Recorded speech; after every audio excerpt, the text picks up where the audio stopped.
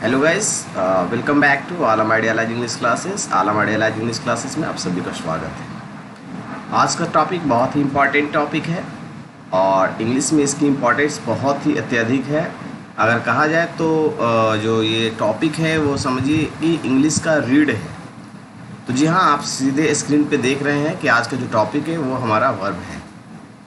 और वर्ब क्या है, वर्ब को कितने कैटेगरीज किया गया है, कौन कौन सी कैटेगरीज कहाँ पे वर्क करता है, उसका यूजेस क्या है, ये सारे के बारे में हम लोग अल्टरनेटिवली पढ़ेंगे।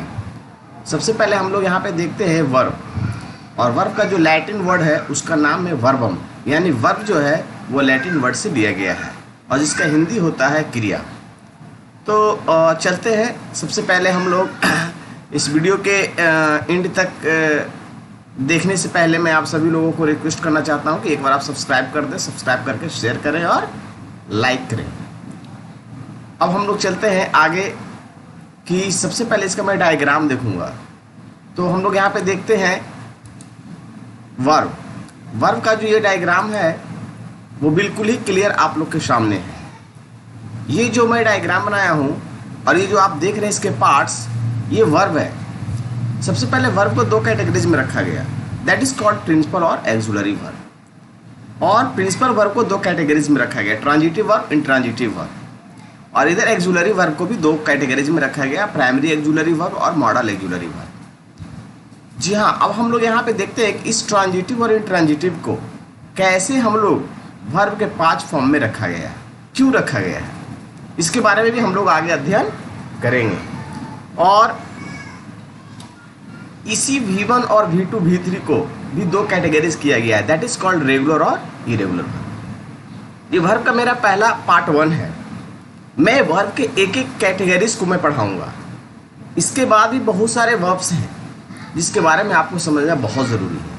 अगर आप चाहते हैं कि इंग्लिश में हम बेसिक से पढ़ें, रूट से पढ़ें, तो आप मेरे पार्ट्स ऑफ स्पीच को एक एक अल्टरनेटिवली आप पढ़ें। मैंने ऑलरेडी नाउन के बारे में पढ़ाया है, उसके पूरे पार्ट्स के बारे में पढ़ाया, प्रोनाउन के बारे में पढ़ाया और उसके पार्ट्स के बारे में पढ़ाया। और ये पार्ट्स ऑफ स्पीच का जो है वो तीसरा कैटेगरीज है, तीसरा भाग है, वो हमारा वर्ब का टॉपिक है। तो लेट्स सी, सबसे पहले हम लोग ये देखते हैं कि वर्ब का डेफिनेशन क्या कहता है। तो आप यहाँ पे देख सकते हैं कि वर्ब का डेफिनेशन क्या कहता है। यहाँ पे क्लियर लिखा हुआ है कि a verb that tells something of a noun or a pronoun in a sentence। सबसे पहले हम लोग जानते हैं कि वर्ब जो होता है वो मुख्य क्रिया होता है जो वाक्य में नाउन और प्रोनाउन के बारे में कुछ कहता है, नाउन और प्रोनाउन के बारे में कुछ कहता है। अब यहाँ पे ये देखने की बात है कि नाउन और प्रोनाउन के बारे में क्या कहता है, तो इसी को हम लोग एक्शन वर्ड कहते हैं। मतलब एक्शन कैसे, किस प्रकार का एक्शन हो। सपोज दैट मैं एक इंसान हूँ और मैं अभी आपको क्या कर रहा हूं, मैं पढ़ा रहा हूं, तो मेरा जो एक्शन है वो पढ़ाना है। तो मैं एक आई और पढ़ाना, वो हमारा एक्शन वर्ड हुआ। That's thus we can understand action word. Play means होता है खेलना, डांस मीन्स नाचना, सिंग मीन्स गाना, वर्क मीन्स काम करना, राइट मीन्स लिखना, इट्सेट्रा। ये सारे के सारे हमारे एक्शन वर्ड है, मुख्य क्रिया है। अब हम लोग यहाँ पे ये जानते हैं कि ये सर हम कैसे पहचाने कि इंग्लिश का जो वर्ड है वो हमारा वर्ब ही है, क्योंकि बहुत सारे वर्ब्स हैं।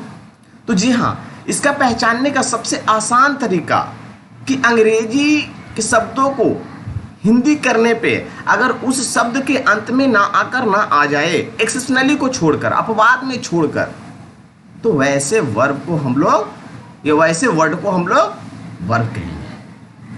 एग्जाम्पल के तौर पर मैंने पहले ही ऑलरेडी आप लोगों को पढ़ा चुका हूँ। प्ले मीन्स खेलना, डांस मीन्स नाचना, सिंग मीन्स गाना, वर्क मीन्स काम करना, राइट मीन्स लिखना, और भी कई वर्ब्स आप ले सकते हैं। अब यहाँ पे हमारा जो अगला क्लासिफिकेशन है, जैसा कि आप देख रहे हैं स्क्रीन पे, वो हमारा है क्लासिफिकेशन, देख सकते हैं वर्ब का, यानी वर्ब को कितने क्लास वर्गों में वर्गीकृत किया गया है। तो यहाँ पे क्लियर है, प्रिंसिपल, उसी को हम लोग मेन वर्ब कहते हैं। ये एक्सुलरी, हेल्पिंग या सपोर्टिंग वर्ब, उसी को हम लोग सपोर्टिंग वर्ब भी कहते हैं। तो हम लोग यहाँ पे क्लासिफिकेशन ऑफ वर्ब में देखेंगे कि किसको प्रिंसिपल वर्ब कहते हैं। तो सबसे पहले आज का जो मेरा टॉपिक है वो टोटली प्रिंसिपल वर्ब से रिलेटेड है। एक्जुलरी वर्ब मैं आपको नेक्स्ट टॉपिक में लेकर के आऊँगा, नेक्स्ट पार्ट में लेकर के आऊँगा। प्रिंसिपल वर्ब आज का हमारा मेन मुद्दा है, और मेन जो है आज हम टोटल फोकस जो मैं करूँगा वो प्रिंसिपल और मेन वर्ब पे ही करूँगा। तो चलते हैं, अब हम लोग सबसे पहले प्रिंसिपल वर्ब का डिफाइन देखते हैं कि प्रिंसिपल वर्ब कहता है किसको। तो यहाँ पे देख सकते हैं प्रिंसिपल वर्ब और main verb clear. Definition, the verb that takes action in the sentence, यानी वैसे वर्ड्स जो वाक्य में एक्शन का काम करता है, एक्शन लेने का काम करता है, उसी को हम लोग प्रधान क्रिया कहते हैं, मुख्य क्रिया कहते हैं, उसी को हम लोग प्रिंसिपल वर्ब कहते हैं। लेट्स एग्जाम्पल, आई प्ले, मैं खेलता हूँ, शी डांसेस, वह नाचती है, यू रन, आप दौड़ते हैं, राम स्पीक्स, राम बोलता है। तो इस जितने सारे भी वर्ब्स देख रहे हैं, play, dances, run, speaks, this all are called principal verb. अब यहाँ पे एक क्वेश्चन उठता है कि मैंने पहले स्लाइड्स में मैंने आपको पढ़ाया था कि प्रिंसिपल वर्ब को भी दो कैटेगरीज में रखा गया, दैट इज कॉल्ड ट्रांजिटिव और इंट्रांजिटिव वर्ब। तो जी हाँ, ट्रांजिटिव और इंट्रांजिटिव वर्ब के बारे में भी हम लोग पढ़ेंगे, क्योंकि अभी जो मैं मेन फोकस मेरा है वो हमारा प्रिंसिपल वर्ब है। अभी मैं आपको एक्जुलरी वर्ब पढ़ाने नहीं जा रहा हूँ, वो मेरा पार्ट 2 में आएगा। तो देखते हैं हम लोग आगे का जो हमारा है वो प्रिंसिपल वर्ब को कैसे दो कैटेगरीज में बांटा गया है।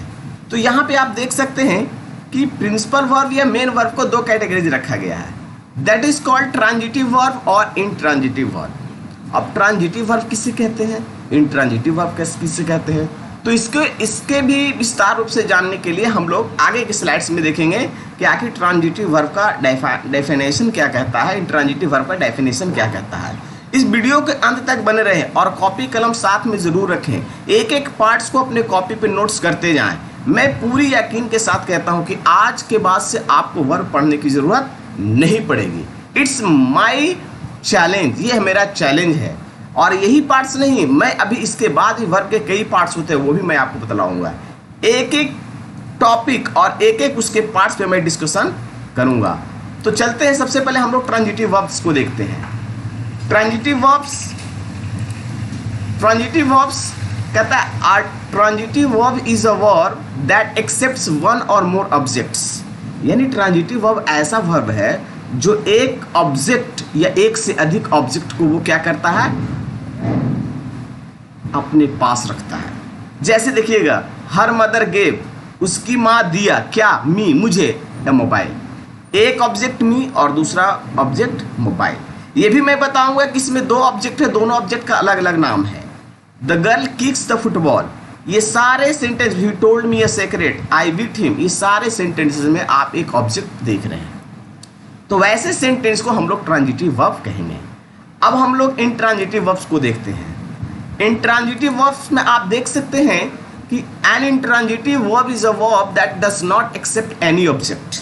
रियली, वाक्य में इंट्रांजिटिव वर्ब कोई भी ऑब्जेक्ट को, किसी भी ऑब्जेक्ट को वो एक्सेप्ट नहीं करता है। यानी अगर वर्ब होगा तो उसके बाद वर्ब आए, अगर सब्जेक्ट है तो उसके बाद वर्ब्स आएगा, वर्ब्स के बाद अगर कोई एडवर्ब आ सकता है, बट कोई भी ऑब्जेक्ट नॉन या प्रोनाउन नहीं आएगा। अगर नॉन या प्रोनाउन आएगा तो उस सेंटेंस का वह वर्ब जो होगा वो हमारा ट्रांजिटिव वर्ब होगा। तो यहाँ पे किसी भी सेंटेंस में कोई भी ऑब्जेक्ट नहीं दिख रहा है। तो अगर कोई ऑब्जेक्ट नहीं दिख रहा है तो हम लोग कह सकते हैं कि सारे के सारे वर्ब्स जो है वो हमारे इंट्रांजिटिव वर्ब्स हैं। अब हम यहाँ पे कुछ एग्जाम्पल्स आप लोगों को दिखलाएंगे जिससे आपको ये पता चलेगा कि कौन कौन से वर्ब्स को ट्रांजिटिव कहते हैं, कौन कौन से वर्ब को इंट्रांजिटिव कहते हैं। तो आप लोग इसे कॉपी पे भी नोट कर सकते हैं और नोट करके आप इसको बाद में भी स्टडी कर सकते हैं। यहाँ पे आप लोग देख सकते हैं ट्रांजिटिव वर्ब और इंट्रांजिटिव वर्ब, ये दोनों में कंपैरिजन मैं ऑलरेडी कर चुका हूँ कि ट्रांजिटिव और इंट्रांजिटिव वर्ब को कैसे दो कैटेगरीज में बांटा गया है।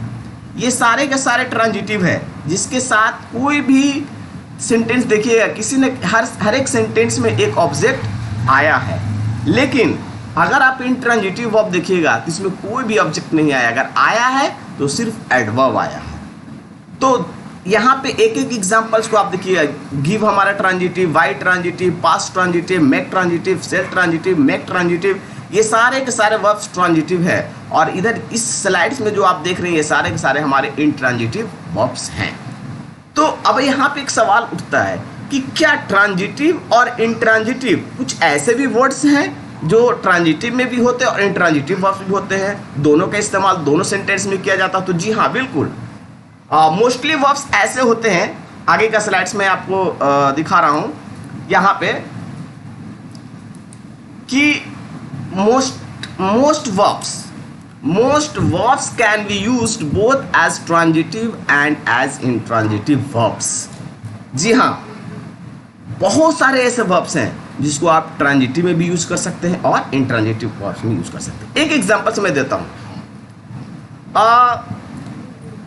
I am doing my work, इसके साथ ऑब्जेक्ट आया।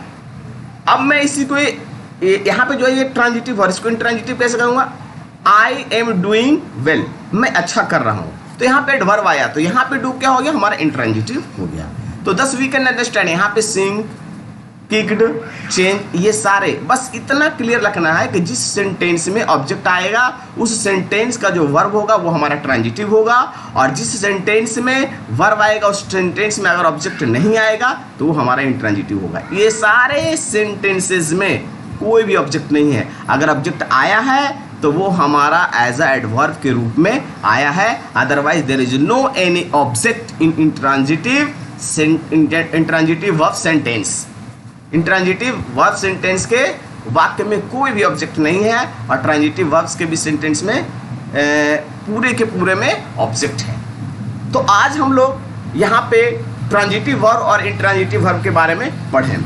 अगले स्लाइड्स में हम आपको ये बताएंगे कि कैसे ट्रांजिटिव और इंट्रांजिटिव को V1, V2, V3, V4, V5 में बांटा गया, और उसी V1, V2, V3 को कैसे दो कैटेगरीज में रेगुलर और इरेगुलर का पहचान दिया गया।